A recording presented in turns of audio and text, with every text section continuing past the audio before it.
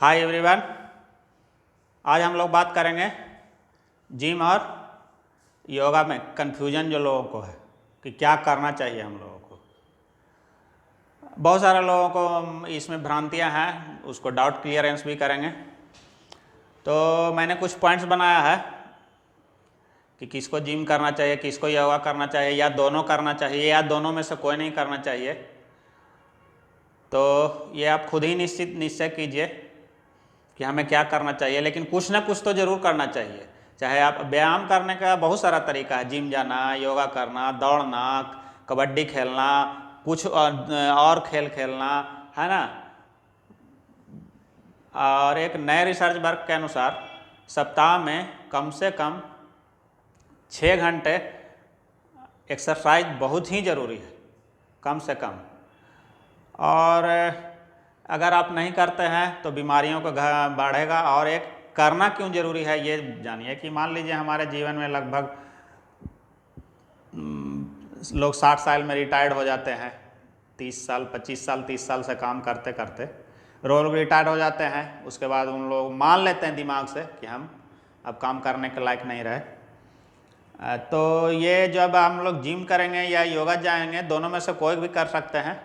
तो अपने अपने चॉइस के अनुसार जो बतलाता हूँ मैं उसके बारे में, तो उससे ये एकदम निश्चित ही प्रूव्ड है कि 25% एज आपका बढ़ जाएगा। और जब हम कार्यकलाप में अगर 10 साल एक्स्ट्रा में काम करने का मिल गया और एक्टिवली मिल गया, तो हम अपने जीवन में एक बहुत बड़ा योगदान दे सकते हैं, है ना। और बहुत सारे चीज़ें जैसे हम लोग हमेशा एनर्जेटिक महसूस करेंगे, हमेशा काम में जो ऊर्जा होती है, जो काम लोग 10 घंटे में करते हैं, चाहे पढ़ाई लिखाई का बात हो या कोई फिजिकल वर्क हो, जो लोग मोटा मोटी 10 घंटे में करते हैं, हम लोग 7 घंटे 6 घंटे में भी कर सकते हैं जिम या योगा करने से। बहुत सारी बीमारियां हैं जिससे लोग त्रस्त हैं, लोग हॉस्पिटल में जाते रहते हैं। मैं तो ये कहता हूँ कि यहाँ के सोसाइटी में ही कुछ गड़बड़ी है। अधिकतर लोग नहीं करना चाहते हैं, कितना भी कुछ भी कर दो, दवा ही लिखवाना चाहते हैं, लोग दवा ही खाना पसंद करते हैं। तो इसको छोड़िए और जिम या योगा कीजिए, है ना। अभी हम उसमें डिफरेंस करते हैं, आपको क्या चॉइस है, ये चॉइस इज योर। तो पहला पॉइंट है एज, कि एज से क्या रिलेशन है जिम या योगा का। देखिए, जिम या योगा आप दोनों में से योगा तो आप लाइफ लॉन्ग कर सकते हैं, एकदम मरणासन तक, है ना। जब तक कि कोई ऐसा बीमारी ना पकड़ लिया कि आप उठ नहीं सकते हैं, तब तक आप कर सकते हैं। और लेकर के 3-4 साल के बच्चों से लेकर एकदम उस उम्र तक कर सकते हैं। जिम का है कि आप 10-12 साल से के एज से 50 साल के एज तक के, जिनका कि घुटना खराब नहीं हुआ, कमर में दर्द नहीं हुआ, हड्डियां नहीं जवाब दे रही हैं, उन लोगों को एकदम निश्चित ही करना चाहिए।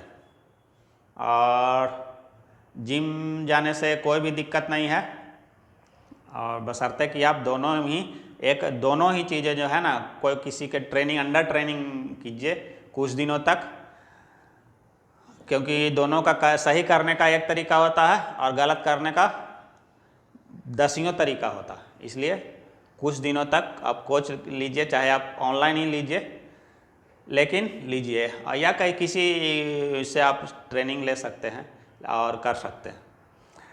तो ये हुआ एज की बात। कुछ लोग कहेंगे, एक मिथ है जो कि यहाँ अगर 10 साल या 15 साल के एज में कर लेंगे तो उसका हाइट ही नहीं बढ़ेगा।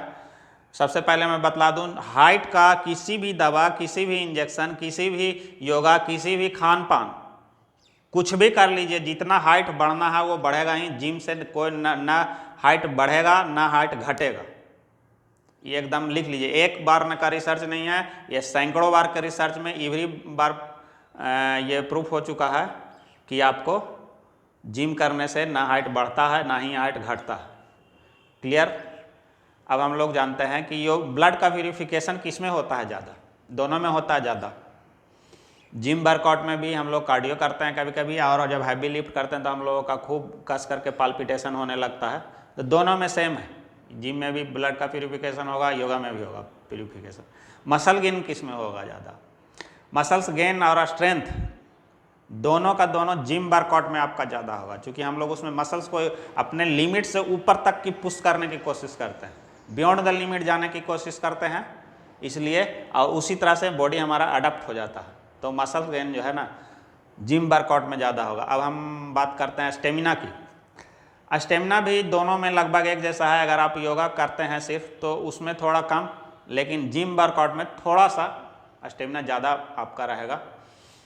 और सप्ताह में कितने दिन योगा करना चाहिए, कितने दिन जिम करना चाहिए? सप्ताह में 7 दिन आप योगा कर सकते हैं, लेकिन जिम आपके गोल के अनुसार है और आपका वॉल्यूम कितना करते हैं आप उस पर निर्भर करता है। सप्ताह में 5 दिन कर सकते हैं आप, या कम करते हैं तो 6 दिन कर सकते हैं। और कुछ गोल पर भी निर्भर करता है कि किस तरह का गोल है, वेट लॉस कर रहे हैं या वेट गेन कर रहे हैं। ठीक है, वेट गेन का जब भी मैं बात करूँगा तो मसल्स गेन का बात करूँगा, फैट का नहीं। ठीक है, तो एक बेसिक सा डिफरेंस है योगा और जिम में कि योगा जो है ज़्यादा हम लोगों के वाइटल्स ऑर्गन में असर डालता है। जैसे हार्ट का है हो गया, किडनी है, लीवर है, इंटेस्टाइन है ना, पैंक्रियाज है, पैंक्रियाज से इंसुलिन होता है, कंट्रोल निकलता है तो उसको। तो ये जो है आप एक लाइन में जिम वर्कआउट वालों के लिए इससे कह दिया जाए कि किडनी का कौन सा एक्सरसाइज है, तो लोग कंफ्यूज हो जाएंगे कि किडनी का भी कोई एक्सरसाइज होता है। तो किडनी जी योगा करने से बढ़ेगा नहीं, जैसे जिम करने से मसल्स बढ़ता है उसी तरह से किडनी से बढ़ेगा नहीं योगा करने से, लेकिन उसमें ब्लड फ्लो इतना जाएगा। जैसे कपालभाति में जो हम लोग पेट अंदर बाहर करते हैं उसमें इतना ज़्यादा ब्लड सर्कुलेशन और ब्लड प्यूरिफाइड ब्लड का सर्कुलेशन होता है कि वो काफ़ी हेल्दी और स्ट्रांग होता है, इसलिए कभी कभी उससे भी पथरी निकल जाता है। ठीक है, तो वाइटल ऑर्गन के लिए जो है ना योगा जो है अच्छा है बनिस्पत की जिम का। जिम वर्कआउट में कार्डियो जो करता है उसमें हार्ट भी हम लोग का स्ट्रांग होता है और ब्लड वेसल्स दोनों में एक अनुपात में ठीक ठाक रहता है। अब लाइफ स्पैन इंक्रीज किसको करने से, जिम करने से या योगा करने से, दोनों में से किससे हमारा जीवन का जो उम्र है जो है किस में बढ़ेगा? दोनों में एक जैसा बढ़ता है। आप जिम करने से बहुत सारा लोग आलसी निकम्मे लोग, एकदम स्टूपिड लोगों का ये बोलचाल है, कुछ तो जीवन में कर किए नहीं, एक तो जिम कभी गए नहीं, दूर से ही देख करके डर जाते हैं। और ये डरने वाली बात नहीं है, इन लोहे लक्कड़ से ही बॉडी सुधरता है, बॉडी में फिटनेस आएगा। तो ये जो है उन्हीं लोगों का कथन रहेगा कि जिम जाओगे पहले ही मर जाओगे, उम्र घट जाएगी, घुटने में दर्द हो जाएगा, घुटना टूट जाएगा, कमर टूट जाएगा, न जाने कितने चीज़ बोलते हैं। तो वो उन लोगों का बात है। दोनों में ही लाइफ का जो स्पान है आपका वो बढ़ जाएगा और मसल्स दोनों में फ्लेक्सिबल रहेगा। ये बात भी जानिए कि कुछ लोग कहेंगे कि मसल्स कड़ा हो जाएगा जिम जाते जाते, छोड़ दोगे बुढ़ापा में तो घट जाएगा, ऐसा कुछ नहीं है। मसल्स आपका फ्लेक्सिबल रहेगा। मैंने तो देखा 70 साल के जो एज के लोगों को कि उनका खूब मसल्स फ्लेक्सिबल है और स्प्लिट तक करते हैं वो लोग। 70 साल की एज में मैंने स्प्लिट करते हुए देखा। तो यहाँ मसल का फ्लेक्सिबिलिटी भी दोनों में बरकरार रहता है, योगा में भी जिम में भी।